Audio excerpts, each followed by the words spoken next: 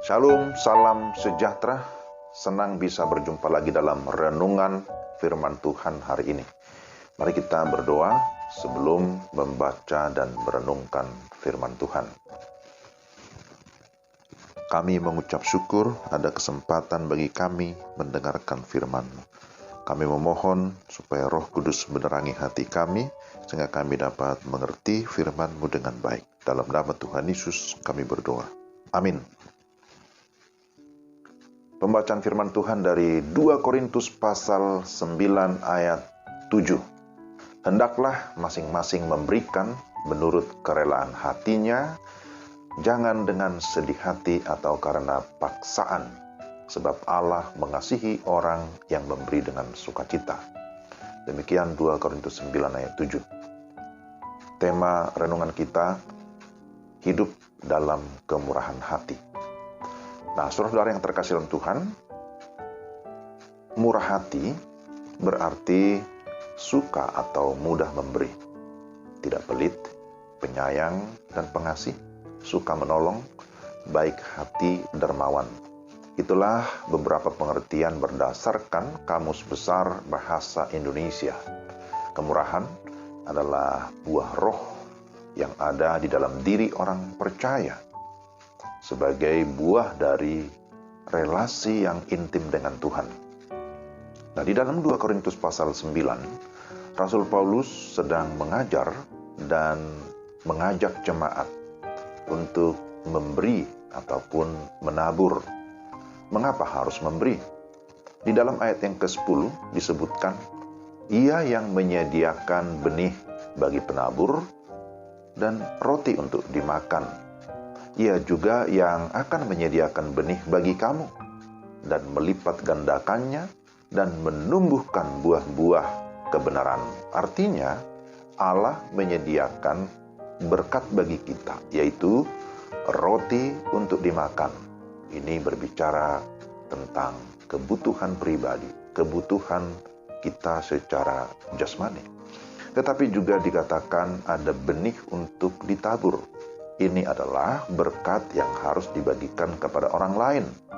Maka dengan menyadari hal ini, kita harus memiliki sikap yang benar di dalam memberi atau di dalam kemurahan hati. Pertama, memberi menurut kerelaan hati. Jangan dengan sedih hati atau karena terpaksa. Apa yang terjadi kalau kita memberi dengan terpaksa?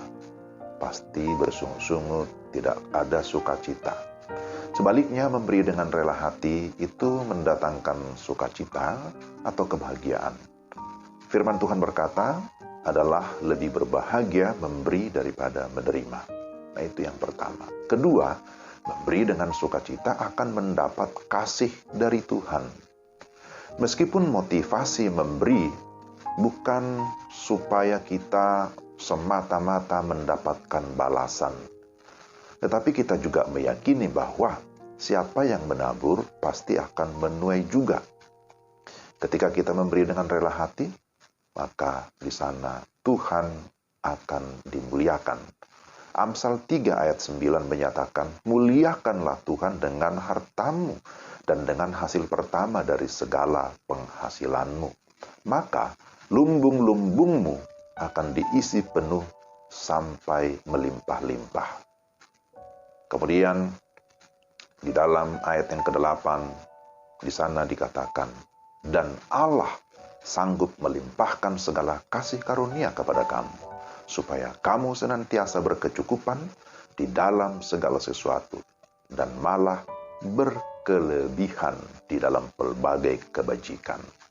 Dan yang ketiga, hal yang sangat menarik, bahwa ketika kita memberi dengan sukarela dan kasih, maka hal itu pasti akan memiliki nilai rohani, bahwa di sana Tuhan akan dimuliakan, Tuhan akan disenangkan.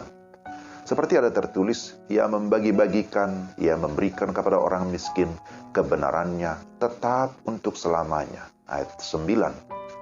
Ada hal prinsip yang harus kita pahami, bahwa apapun yang kita lakukan atau berikan dengan tujuan untuk memuliakan Tuhan, maka hal itu memiliki nilai rohani. Tetapi sebaliknya, pekerjaan, pemberian, atau pelayanan rohani yang dilakukan dengan motivasi untuk kesenangan pribadi, untuk puji-pujian bagi diri sendiri, itu tidak akan memiliki nilai rohani. Jadi prinsipnya adalah, apapun yang kita perbuat, perbuatlah dengan segenap hati seperti untuk Tuhan dan bukan untuk manusia. Jika demikian motifnya, maka kemurahan hati kita akan berkenan kepada Tuhan. Jadi mari kita terus hidup di dalam kemurahan hati, supaya dengan demikian orang lain bisa diberkati melalui kehidupan kita, dan kita pasti akan menikmati sukacita, dan terlebih lagi di atas semua apa yang kita lakukan, Tuhanlah yang dipuji, Tuhanlah yang dimuliakan. Amin. Mari kita berdoa. Tuhan, terima kasih untuk renungan hari ini yang mengingatkan kami sebagai anak-anak Tuhan supaya kami hidup di dalam kemurahan hati. Kami melakukan perbuatan-perbuatan yang baik, karena memang untuk itulah Tuhan sudah memberkati kami supaya kami menjadi berkat bagi orang lain. Dan lewat semua apa yang kami lakukan, di sana ada sukacita, ada kebahagiaan, dan terlebih kerinduan kami, supaya Tuhanlah yang disenangkan, Tuhan dimuliakan. Tuhan, terima kasih. Kami percaya bahwa Engkau senantiasa memberkati kami dengan segala berkat-berkat, baik secara jasmani maupun secara rohani. Di dalam nama Yesus, kami berdoa dan mengucap syukur. Amin. Sampai di sini renungan kita pada hari ini. Tuhan memberkati saudara sekalian. Shalom.